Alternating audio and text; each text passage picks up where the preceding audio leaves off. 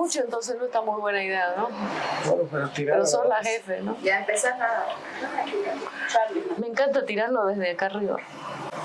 Ya vamos a empezar. Estamos en kiosco. Este es uno de nuestros tantos paisajes. Tenemos de invitada especial, es una invitada especial mía, personalmente amiga mía, y está a veces aquí, a veces no está tanto. Sin embargo, es alguien bien importante para kiosco, tanto emocional como intelectualmente. Así que le agradezco su presencia. Le agradezco a todo mi team que está aquí atrás. Ya hemos grabado. Esto es una manera de generar algunos de nuestros capitales culturales que nos interesan mucho en kiosco.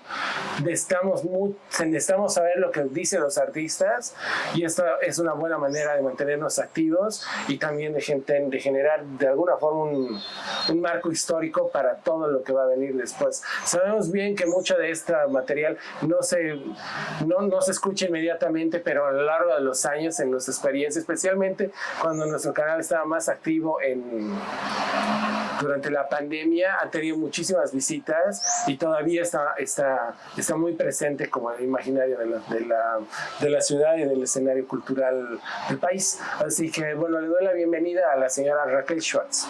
¿Cómo estás, Raquel? ¿Qué dices? Hola, Rodrigo. Muchas gracias por la invitación y, bueno, aquí dispuesta a responder todos tus intrigantes. Yo tengo varias dudas. Por ejemplo, yo soy tu amigo, conozco fragmentos de tu vida personal, pero quisiera empezar por lo primero. ¿Cuándo crees que surgieron tus inquietudes artísticas? Wow. En el vientre de mi madre. No, bueno, seamos sinceros. A ver, de niña siempre he tenido como inclinación a estar dibujando y haciendo alguna manualidad, generalmente plastilina, no sé. Y mi madre se dio cuenta de eso, entonces me metió a un curso de cerámica. Yo creo que ahí... ¿Te acuerdas con quién? En Argentina. En un taller tenía 8 años, 9 años, y ahí. Después... A ver un ratito, ahí te corto porque te quiero hacer una pregunta. Hace poco estábamos hablando, Florencia y yo, en este mismo canal, de Ramiro Garavito, y nos enteramos en la investigación que Ramiro había estado en la cárcel acá y que por esa razón durante la adolescencia se había ido a Venezuela. Entonces la pregunta es, ¿tienes alguna memoria sobre la dictadura aquí en Bolivia? ¿Crees que eso impactó en la historia de tu vida? Tengo una memoria, pero de muy niña. Yo no estuve en la dictadura, o sea, sí, el año 72 creo, cuando fue la revolución en La Paz de Banzer, creo que era, sí, la revolución de Banzer. El golpe de Estado. El golpe de Estado. Sí me acuerdo de estar escondida debajo de las gradas y de ahí es donde nosotros nos vamos a vivir en Argentina. Entonces es como mi memoria es un poco de escape, o sea, no sé, de no vivirla. Pero en Argentina también había dictaduras, ¿no? Sí, había, pero no tenía tanta conciencia, pero sí tuve algunas otras experiencias también de problemas, digamos, legales o cosas así de mi familia, ¿no? Porque curiosamente vos y yo nosotros dos hemos nacido durante las dictaduras. Entonces, claro, en ese proceso entre el 64 y el 80 es que se dio como una convulsión militar muy compleja en este país. Entonces, gracias por responderme. Yo me he quedado con esta impresión de cuando me dijeron que Ramiro había estado arrestado, me quedé pensando, hay mucho de esto de la dictadura de la que no hablamos. No se habla, hay como cierta negación. Me parece que también tiene que ver con que algunos de los dictadores fueron presidentes democráticos después, o los que eran de izquierda en los 50 eran neoliberales en los 80. Hay como mucho de nuestra historia que está todo medio mezclado, entonces no queda claro. Pero bueno, entonces sigamos. ¿Qué me decías de tu infancia? No, y después, digamos, cuando ya me vine a vivir a Santa Cruz, o sea, que fue después, digamos, yo ya tenía 12 años y era totalmente distinto, digamos, de Argentina y de La Paz, ¿no? Entonces, la verdad que nunca tuve la conciencia así consciente de que voy a ser artista o de que quiero ser artista. Yo empecé con el diseño. El diseño gráfico es donde ahí me doy cuenta de que entraste a la universidad a estudiar diseño gráfico. Y me di cuenta de que, y de ahí en el proceso me fue llevando después bueno, yo seguí haciendo cerámica, digamos, de manera, siempre en talleres que iba, y cuando vuelvo a vivir acá, sigo haciendo cerámica y de ahí se va volviendo como ya un oficio, más allá de un oficio, sino un medio artístico. Y recién me voy dando cuenta de que mi práctica es de artista a partir de los 96. En los 90, o sea, tenías 20 ya eras de adulta, años. Sí, ya eras madre, y sos sí, casada, ya sí, todo, ya. Sí, también. Entonces fue como post-familia. Sí. Porque no era consciente de mi rol, digamos, de artista. No lo conceptuaba, no lo tenía conceptualizado en mi cabeza. ¿Y crees? Hay dos cosas que me interesa saber. A propósito, ¿qué entiendes vos para artista o qué entendías? ¿Crees que ha cambiado esta visión de lo que representa ser artista? Eso me llama la atención. Hay una pregunta sobre los 90 que quiero hacerte, pero primero responder eso. ¿Sí ha cambiado eso? O sea, sí ha cambiado porque como que la gente se ha ido especializando. O sea, en mi generación somos más autodidactas, digamos, en algún momento, que venimos al arte desde otros lugares. Y yo creo que ahora la gente estudia arte, hay más oportunidad de estudiar arte. Antes, por temas generacionales o familiares, o porque las familias estaban en otra, entonces no se hablaba de ser artista en este país, por lo menos. Pero sí habían artistas. Habían muy pocos artistas. Pero y los muralistas estaban ahí desde los años 50. Sí, pero era muralista. O sea, yo creo que en Bolivia, como no ha habido esta parte del arte contemporáneo, o sea, digamos, las vanguardias de la modernidad, nos saltamos a lo contemporáneo y no tanto a la vanguardia. Entonces era como que el arte estaba más pequeño, no sé. Era más de intelectual, quizás. Más contenido también desde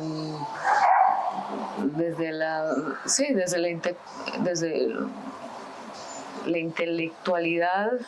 Santa Cruz había la escuela de artes visuales, no había carrera. Y la escuela de Sucre de los muralistas donde estudió Lorgio es muy antigua, ¿no? Sí, pero en mi educación, en mi formación y en mi hasta el 2000 y pico que se hizo un estudio aquí cuando se quería abrir la escuela de arte. Se hizo un estudio de mercado con bachilleres y no había ni un estudiante que quiera estudiar arte. Florencia se ríe ahí. Yo me pregunto por qué crees que la gente no quisiera estudiar arte. Y yo me pregunto por qué la gente no quisiera estudiar arte. Todos deberían querer estudiar arte. Las malas lenguas. Yo tengo algunas teorías.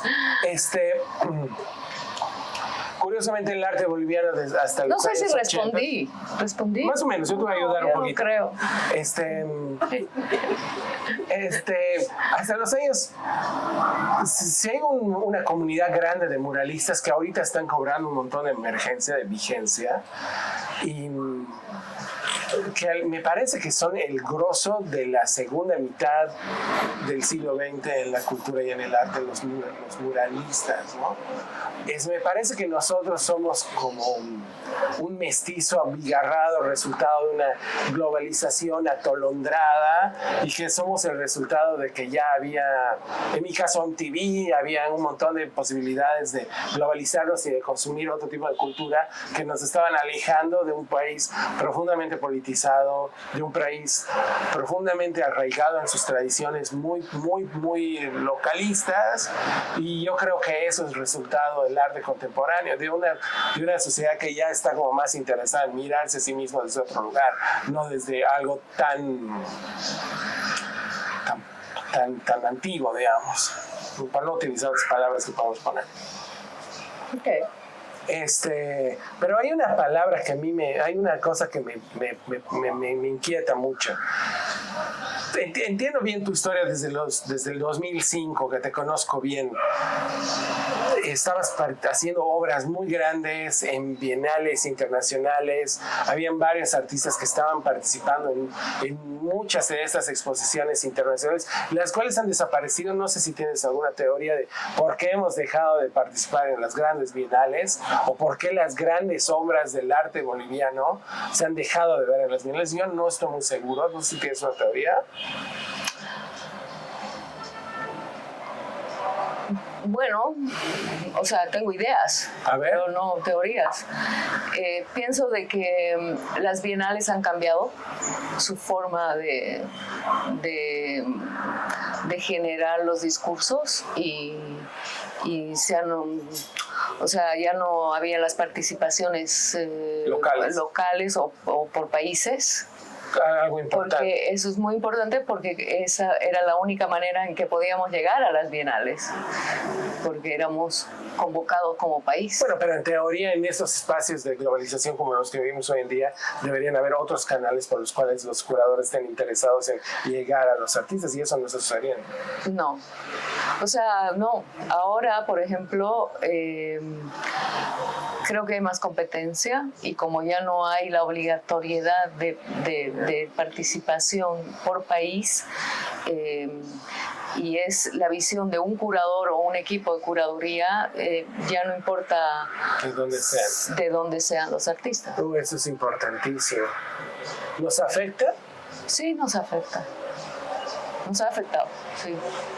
Yo creo que eso ha afectado un poco, y también la globalización, el internet, lo digital, el arte, los nuevos medios han impactado como también para los costos también, ¿no?, de producción, para que los artistas ya no hagan también instalaciones grandes o espectaculares, digamos. Porque en la realidad estamos hablando de esto porque las obras de Peluche Rosado que hiciste en los 90s y a principios del 2000 eran grandes obras, enormes en dimensiones, claro, en ambición. Pero todo eso respondían también dentro de un contexto que facilitaba su producción. Y eso era generalmente fondos recibidos. O sea, se te seleccionaban para una bienal, tenías los fondos y podías volar. Lo que pasa es que en este país es muy difícil que un artista tenga los fondos como para generar. No hay incentivos, no hay becas, no hay, o sea, no becas, pero no hay fomentos, no hay dineros, no hay, o sea, entonces muchas veces los artistas se reducen, digamos, ¿no? Por falta económica, o sea, básicamente. Pienso ¿Cuándo pudo por haber el cambiado tamaño. esto? No quiero decir de que sea mejor obra si es más grande o más impactante o más no sé qué. O sea, puede ser, yo creo en el less is more, digamos, ¿no? O sea, menos es más, pero... Bien boliviano eso, de hagamos mucho con poco. Claro, pero... Y también... O sea, yo te digo, o sea, comparando, si yo tengo que producir una obra de impacto, por ejemplo, de grande, una instalación que pueda sonar a nivel internacional, pero tengo un presupuesto de nada, no sé, y compito con gente como los carpinteros o Leandro Erich, o gente que tiene otras posibilidades en otras partes del mundo y que pueden también producir obras con más impacto porque tienen otros modelos de producción, ¿no? Es clave esto, no es un asunto menor, porque claro, se habla mucho de la globalización y de la apertura de la globalización, pero no se habla de que hay como ciertas reglas que se tienen que cumplir para acceder a esta globalización, ¿no? Yo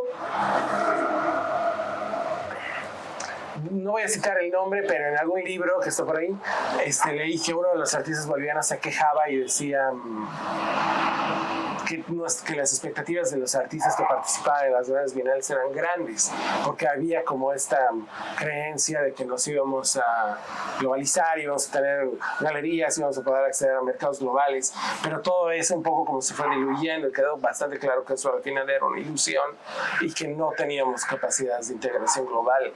Me parece que en los últimos 20 años, yo en los últimos 5, 10 años he sentido que estamos cada vez más aislados del mundo. Y me parece que lamentablemente, y voy a hacer mi comentario político por ahí, he sentido mucho que el gobierno se ha sentido muy feliz de habernos aislado y de habernos mantenido separados del mundo. O sea, se ha hecho, es que era casi podía pensar que era la intención de ellos habernos aislado a ese nivel, ¿no? O sea, yo pienso que todo es cíclico también, ¿no? Ok, eso es la manera de verlo propositivamente, ok. Que hay como nuevas oportunidades, digamos, para nuestro. Pero en el momento habían otras prioridades. Y sí, ha habido muchos cortes, pero sí es cíclico, todo puede cambiar. Sí, bueno, no estoy hablando de los artistas, porque sí creo que hay un montón de artistas muy buenos bolivianos que se han ido a otros países, simplemente como parte de un proceso de distribución, digamos, de identidades culturales, y que están haciendo cosas en otros países, pero que están haciendo cosas muy buenas, ¿no? Sí. Como creadores y como activistas de todo tipo. Sí. Sí, o sea, en nuestro país también los valores, la valorización se ha visto, o sea, el mundo en general, ¿no? O sea, la búsqueda de narrativas distintas, de voces distintas, también ha cambiado el escenario, ¿no? Ha cambiado el escenario para muchos artistas contemporáneos que veíamos desde otro lugar. Entonces, ese escenario también puede volver a cambiar, así como... No sé. Y a ratos parecería que los grandes artistas del mundo se han mantenido desde que apareció el internet. Todavía hablamos de David Hockney, de Gabriel Orozco, un montón de gente que está aquí desde los años 90, o en el caso de Hockney mucho antes. Pero eso quiere decir que el internet medio que ha cambiado todo, porque al final de cuentas hay gente que se ha quedado ahí en un lugar de privilegio cultural, y me parece que no va a haber cómo sacarlos de ahí, lo cual está bien también. Sí, pero el desafío es de que surjan. De encontrar nuevos canales para legitimar y darle visibilidad a otros. Exacto, a otros o los que están trabajando que puedan encontrar nuevos canales de poder comunicar, porque al final lo que hacemos es comunicarnos. A mí la exposición que tenemos acá en Nube, que curó Óscar Octavio Sosa, este evento que se llama Sur Aural.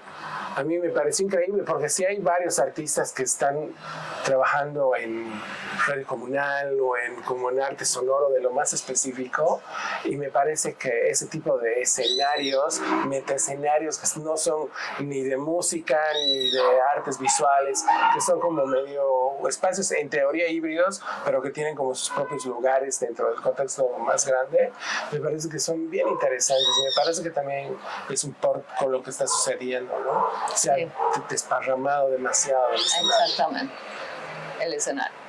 Y las plataformas, y las formas, y los públicos también. Los públicos también. Los públicos también. Claro, el día de la inauguración yo me preguntaba si los chicos que estaban en el público eran músicos, eran artistas visuales, eran artistas sonoros, de qué área venían, Claro. de qué contexto venían. Exacto. ¿No? Y eso está pasando. Y a nivel internacional, o sea, las bienales, digamos que se han vuelto demasiado específicas, priorizando ciertas ideologías, Inevitable. que es un cambio cíclico y es un cambio inevitable y un cambio que tenía que suceder, pero al mismo tiempo han surgido las ferias de arte como hongos, y hay una saturación también desde ese lugar, que son las ferias que también están validando artistas indiscriminadamente en el mercado, y hay una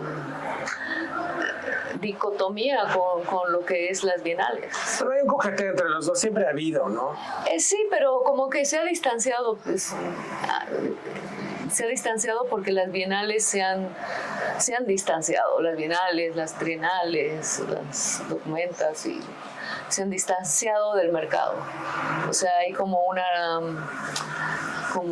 rebeldía también, porque antes estaban como más unidos, pero pues, lo que pasa es que también las ferias de arte han salido demasiado. O sea, el mercado ha querido cooptar el mundo del arte también.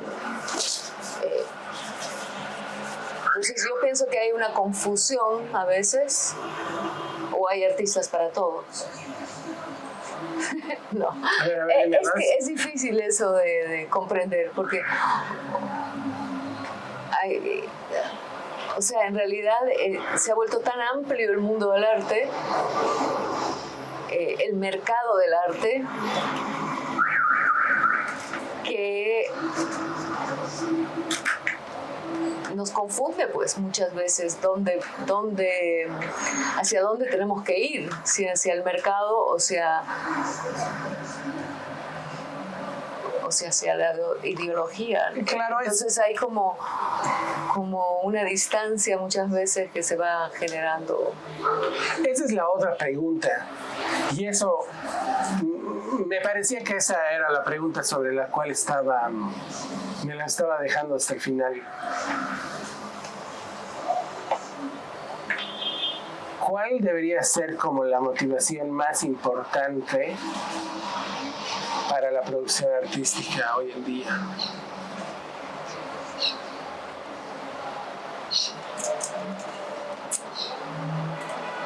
La libertad de poder elegir tu camino. Bueno, pero el término libertad es un término. O sea, yo pienso abstracto. que la libertad y la propuesta, yo pienso que el arte tiene que generar propuesta. Ya sea social, política, económica, lo que quieras.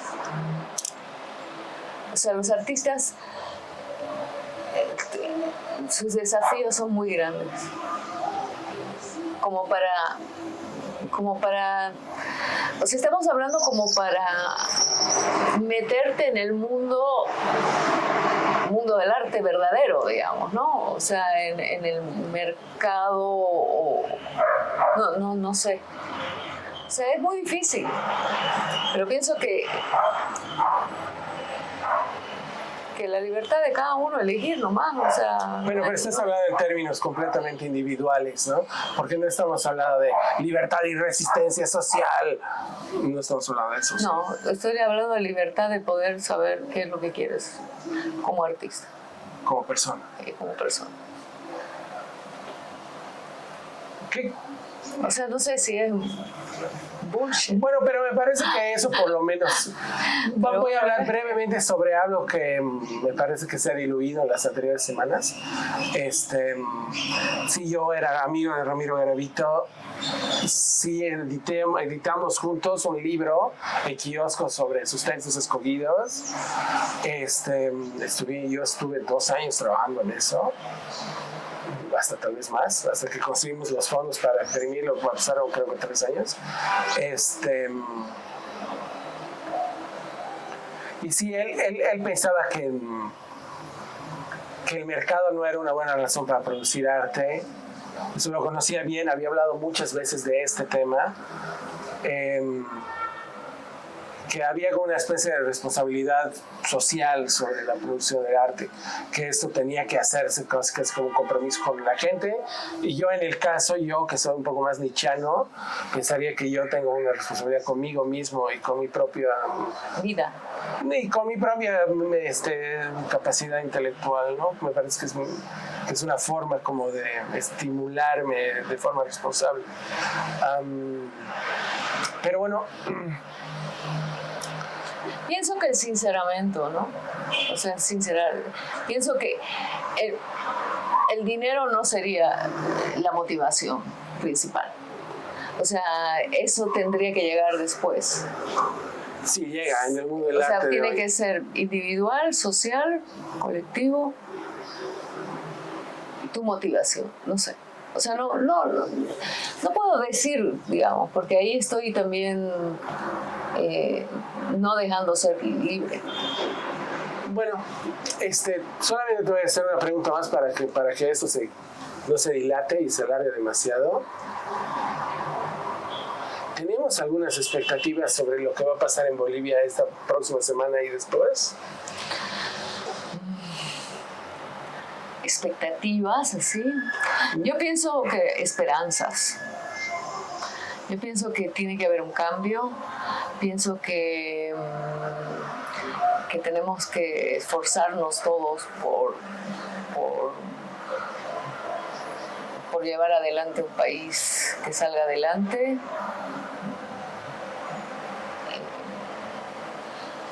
Y pienso que si todos nos vamos, o sea, unirnos, más que nada, o sea, reparar ciertos dolores que se han generado en 20 años. Heridas, dolores,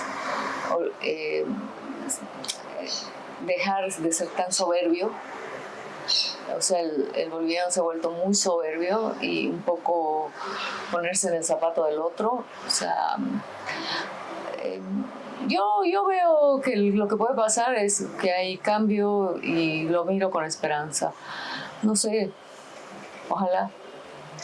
Sí, creo que la esperanza es algo que tenemos que Pero no solamente porque va a cambiar de gobierno o va a cambiar de gente, sino que tiene que ser como un quiebre de la gente, no del gobierno, de la gente que diga, bueno, ok, sea lo que sea, tenemos que cambiar nuestra actitud hacia el odio, hacia la envidia, hacia resentimiento, y tenemos que unirnos como hermanos bolivianos. De verdad usar la palabra hermana, pero de hermanos bolivianos, porque se usa la palabra hermano mucho, hermano, pero con una arma. Entonces, el uso del hermano tiene que cambiar. Eso lo vamos a dejar acá. Gracias a todos. ¿Soy un experimento? No, ya hemos hecho esto varias veces. ¿A quién más?